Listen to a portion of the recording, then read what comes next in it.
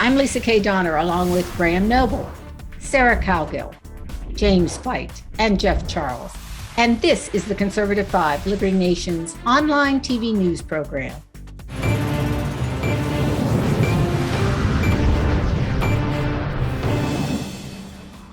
Mass shootings are on the rise. No one disputes that fact. But what has become a political hot potato is really why. What is the motivation? The demographics of these shooters have remained constant. Young men, most of them with a medicine cabinet full of, guess, psychotropic drugs. An alarming number of these boys are taking what's known as selective serotonin uptake inhibitors, or SSRIs. Perhaps we should look at the connection these drugs have to mass violence. Graham, it's all guns, guns, guns. Why aren't we talking about antidepressants and mass shootings? I mean, there's a variety of other issues. There's the educational environment. There are other places to look other than just at the inanimate object of a gun, which frankly does nothing unless it's wielded by a homicidal maniac. Yeah, there are so many factors that we should be looking at when we talk about a rise in mass shootings, and the whole subject of a definition of a mass shooting is being blurred as well. But that's a kind of another topic. But here's the thing: I believe that the way, and I think a lot of people. I'm not saying anything that's groundbreaking or new here. The massive increase in the use of social media is isolating people. It's breaking down traditional methods of communication, and then of course the heart of our discussion here on this subject is about drugs, basically mood altering drugs that are the use of which is massively increasing, particularly among young people. And it's why are we ignoring that aspect of mass shootings? Well, because the left is focused only on one thing, and that is taking people's guns away from them, is destroying the Second Amendment.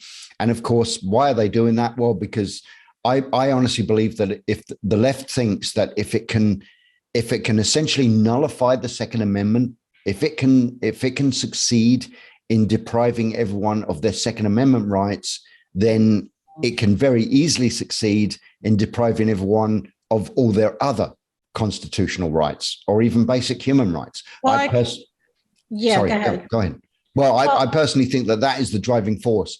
But coming back to the subject of guns, yes, of course, they don't want to talk about any other factors involved, medications and this kind of stuff. It's exactly why the left doesn't want to even have a moment's conversation about increasing security, physical security in schools. You would think the very first thing you would do, any rational human being would think, okay, in a country of possibly as many as 400 million guns, what is the first thing we can do to make our children safe in school? And the first thing would be is to harden the targets, school security, either armed teachers or armed security officers.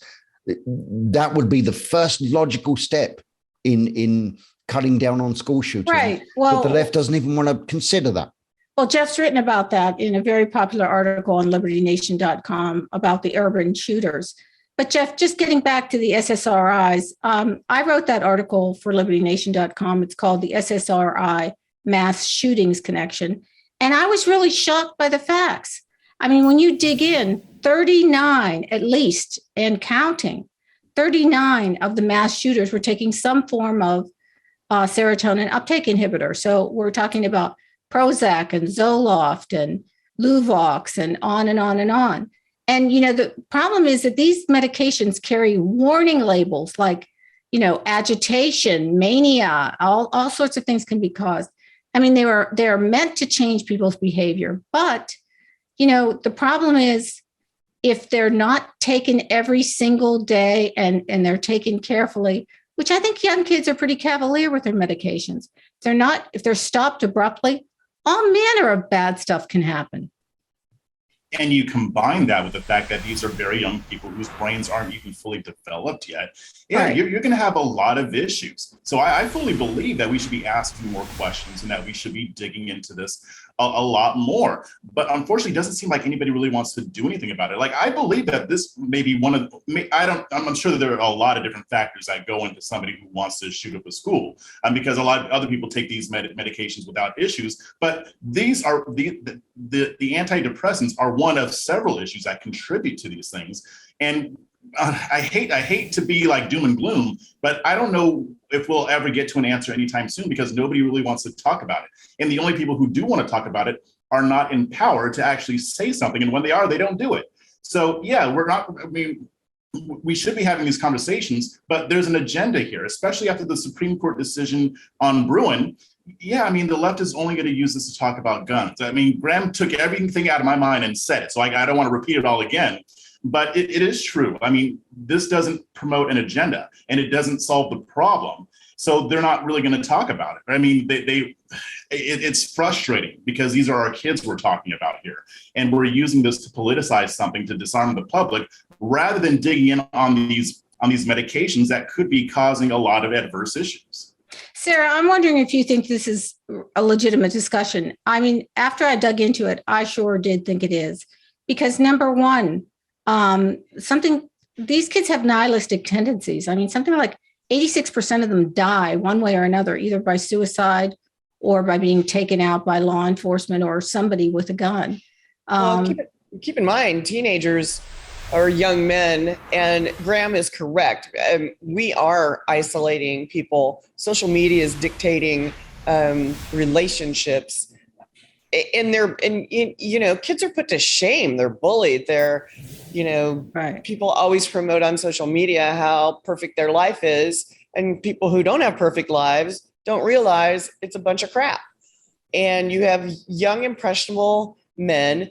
Their parents probably gave up on them when they were 12 because they were rowdy, or they thought they had ADHD or whatever. And so you pop a pill, and then you pop another pill. Well, also, we all know what happens. And we've all known a person, I'm not going to go into great detail here, but where you mix medications and it creates suicidal tendencies, and things go totally off the rails. Yeah. And this is a brain problem. It's not a gun problem. If you want to talk about mass shootings, go hang out in Chicago for the weekend. And it's just because it's not one person, doing the shooting, there's still 20, 30 people dead there almost every week. So seriously, those are mass shootings. That's criminal. That's the criminal activity, not the off the rails, just lose your mind for a few minutes and then end up killing yourself after you kill 12 kids. Well, it's ridiculous. And you're right. In large part, these are like invisible people. They're isolated, they're loners. Mm-hmm. They seem to not be able to connect to peers or parents. But Jim, you put the picture in the paper of the mass shooter and you say to yourself, well, doesn't that make sense?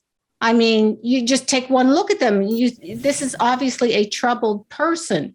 Now, don't they have school social workers, administrators, and whatever to keep an eyeball on these people and maybe, try to get them some help? Instead, they just fly under the radar. Feelings. They can't hurt their feelings, Lisa. Good grief. That might label them as something of a problem. Right. And then they try to, well, go ahead, Jim. Oh, I was going to say, yeah, there is a societal component here. Sarah was absolutely right to say that this is a brain issue, not a gun issue, but it's more than that too. There is the societal sort of, you did something that wasn't in the norm. Okay, cool. Here, take a pill. You'll be fine. We want to, it's funny. We don't want to label people, but we do want to label everything else, including behaviors of the people, and say, okay, well, there's nothing wrong with that person. It's just this, and he needs this medication. And we just kind of tend to shuffle these kids off, and it's a lazy approach. I think it's also, let me just say, a lazy approach to just say it's all about the guns. It's not all about the guns. There's these educational environments. 46% of these people, of these young men, go back to a school they have a connection with. Okay, that's almost half of them. They're angry at that school. They're angry at the people in the school. We have to look at that. That's another possible motivation as well. Anyway, Sure. And you know, I mean, that's I hate to say it. This is going to sound like a doom and gloom prediction, but I mean, history shows that this is a trend that's getting worse. And something that I ran across while I was actually looking into the most recent gun control law was that over the last few decades, the number of children in America who are on these drugs has increased drastically. As Jeff was pointing out, they don't have pediatric doses of these medicines. These are big adult mood changing psychotropic drugs. And, you know, we need to be careful with them because these kids tend to act out on social media with violent threats, and then they turn to online therapy into reality at schools, mosques, churches, Bible studies, grocery stores. You know, and we just can't ignore that an extraordinary number of them were on SSRIs. Thanks, panel.